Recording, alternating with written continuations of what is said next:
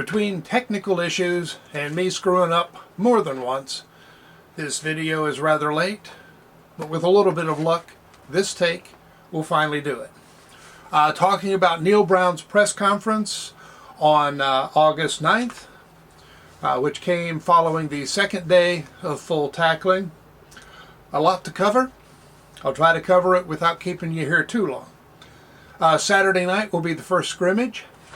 Trying to do some work under the lights because, of course, Penn State game will start us out under the lights, and even Duquesne will end under the lights, and Pitt under the lights. So, next Saturday's scrimmage will be the one that helps determine most of the position battles that are still in question.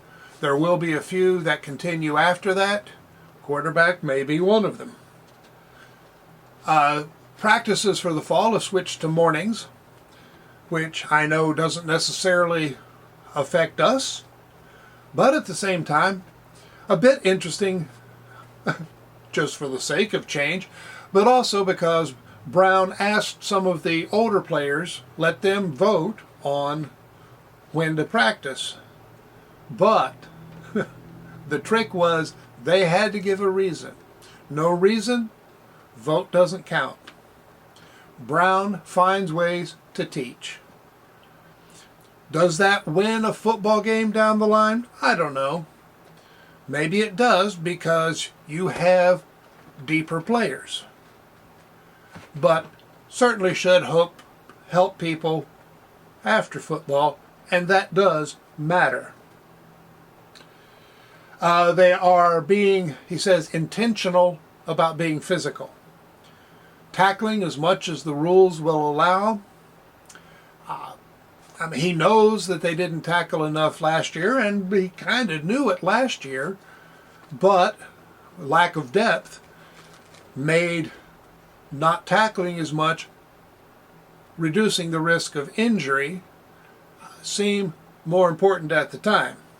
The price turned out to be higher than expected, and we ended up with injuries in the first game anyway. So, hey, we'll punt, we'll tackle. That's what the game's about. He actually went to Lee Koba ahead of time and asked him to sell the team on the idea of being more physical. And that's not necessarily because the players don't want to be more physical, but there is an attitude and a psychology involved, how you practice. He went to Koba partly because he is a distinct team leader and because he loves contact. Koba is delighted that more contact, more there is, better he likes it. They're also working to put players in situations, high pressure situations that will expose them for better or worse. And of course, if it's worse, then you know what you have to work on. He actually also specified that how players respond under pressure is part of the recruiting process. It's one reason he likes guys who play multiple sports. Example was Rodney Gallagher this year, who had to make some free throws at the end of a game to win in the tournament before coming to WVU. The more you face those situations, the better. Other example at WVU was Oliver Straw last year in the Oklahoma State game, and you probably remember that snap issue. Straw had to get to the ball, pick it up, punt, and he did it. He did it calmly and well, and it may have saved the game. The more players we have who handle stress and pressure well, the better. And we have at least two who hopefully affect the whole team.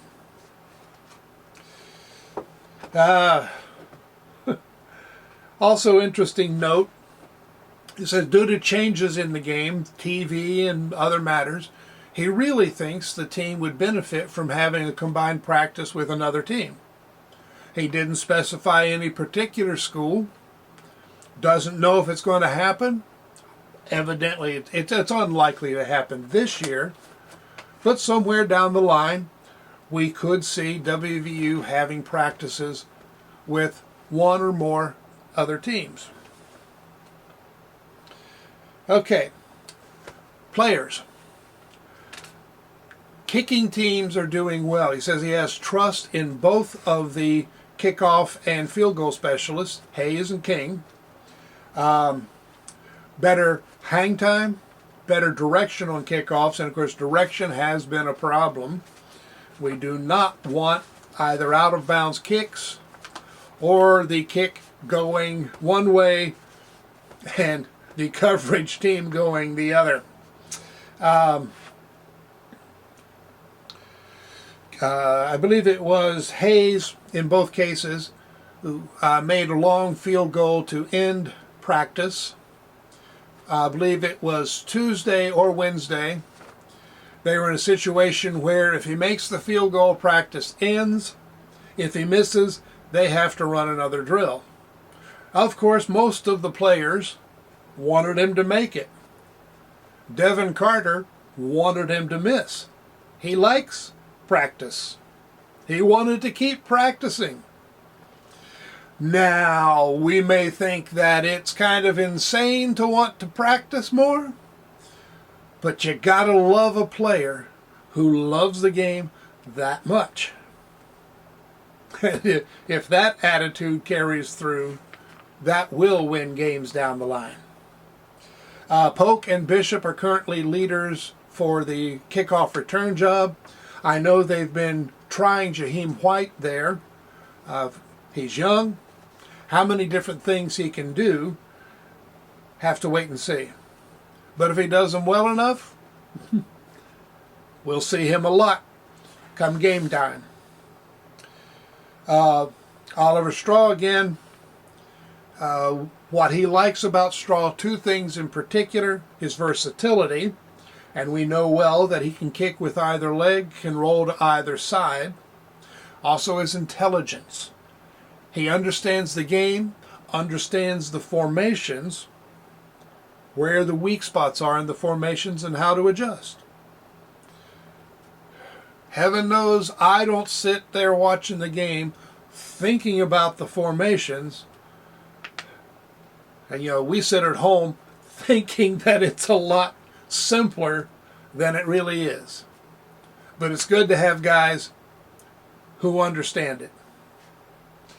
On the defensive side, he specified that Bradley at Bandit doing well. He's bigger than Bartlett, so we do have some variety there. But he does say Bartlett is getting stronger and is playing the run better. Expecting Koba to take a big jump. When you consider where Koba finished last year, a big jump, oh man, that would be awfully sweet to see. I am looking forward to watching him play. He's one of those guys who seems to have matured quite a bit over the off season. Jacoby Spells, getting better, ready to play. Brown is Neal Brown and Shadon Brown have both talked about Spells. Spells is bigger, he's stronger, he's still young. We kind of forget that, he just got here, relatively speaking, and he came in slim. Aubrey Burks, he said, has made a couple of wow plays. That's what we expect from Burks, but it only counts when expectations become reality. So he's making them in practice. Now we got to see him make it in games. Mike Lockhart is separating himself at the nose guard position. And again, this is not the first time we've heard about Lockhart, and not just from coaches. C.J. Donaldson picked out Lockhart as being smarter, quicker, and just better than last year. A lot of people are worried about the defensive line, but it does sound like we could be good. Believe it or not, we could be good. And some people don't want to believe it. All right, it doesn't count until it's in the game. But let's dream. Let's not concentrate on the nightmare scenarios. Eddie V having a nice camp. Will linebacker remains the question mark. And he says Saturday's scrimmage will be the big decider. So evidently that one may not go over until the second scrimmage, but we'll see. On the offensive side, E.J. Horton, a couple of big plays downfield. He's another guy who's getting mentioned by just about everybody who does the press conferences. And that included Garrett Green, who's mentioned how fast he is and that he makes the plays. Getting downfield is one thing. If you don't catch the pass, it doesn't count. So Horton is making plays, and you got to remember he didn't have big stats at Marshall, but that was partly because Marshall didn't pass much at all. Traylon Ray, smooth and going to be a player. Of course, he arrived late, but what I didn't know is that his high school runs a very similar system, so he came in ahead. He knows much of the system, isn't playing catch-up. Whether that will get him on the field this year or not, still have to see, but he's going to work out sooner or later. Jaheim White making big plays, even though we're now doing pads 11 on 11, still making the plays. Don't know how much of it is against the number ones, but he's looking good. The quarterbacks, I know you're wondering about that. Marchiol is making progress. Some of the problems he's had still remain. Decision making, the accuracy of the decision making, and the speed. But on the plus side, well, doesn't sound like the plus side, because Tuesday Marchiol had possibly his worst stretch with decision making. But the upside of it is that 4 out of the next 6 plays, he made big plays. So that's good, partly because we've got some good plays mixed in, but also because he didn't let the negatives get him down. He used them to get his game back together. Now, will he make the shift to where it's more big plays, fewer negatives, and catch up with Green? I don't think it'll happen before the Penn State game. It might happen during the season, but Green will start, and I expect Green to be the starter for the whole season unless he gets hurt. I see no special reason. This whole Green is small thing. Now, Green's 203 pounds, and he is muscle. And he's not stupid. He plays hard, but he's not stupid. The flip side of that, we have people who say if Marchiol doesn't play, he leaves. Marchiol isn't stupid. They both understand not only the game, but what it takes to play and play well. Marchiol is smart enough to understand when he is making bad plays. And he knows that if he makes bad plays, he doesn't start. He doesn't want to be handed the starting position. He wants to earn it. That's the kind of player we want. And he is that kind of player. Now, he's going to get upset if he doesn't earn it, but he's going to be more upset with himself. If he thinks he's earned it and doesn't get it, yeah, then he's upset. But that would mean he's making the plays. He's not making the plays. So Marchiol will continue to work. He doesn't expect to start unless he's better than Green. Sean Boyle had his best day Tuesday. He's still a true freshman, so his best day, that doesn't mean he's ready to play. It means he's doing well for a true freshman. Brown did mention that he hit about 20 miles an hour on the GPS, which is not as fast as Green's 22 miles per hour, but it's pretty good speed. It means we still have mobile options. We have them today, we have them tomorrow, we have them coming in down the line. So quarterback looks good. Looks good this year and the future.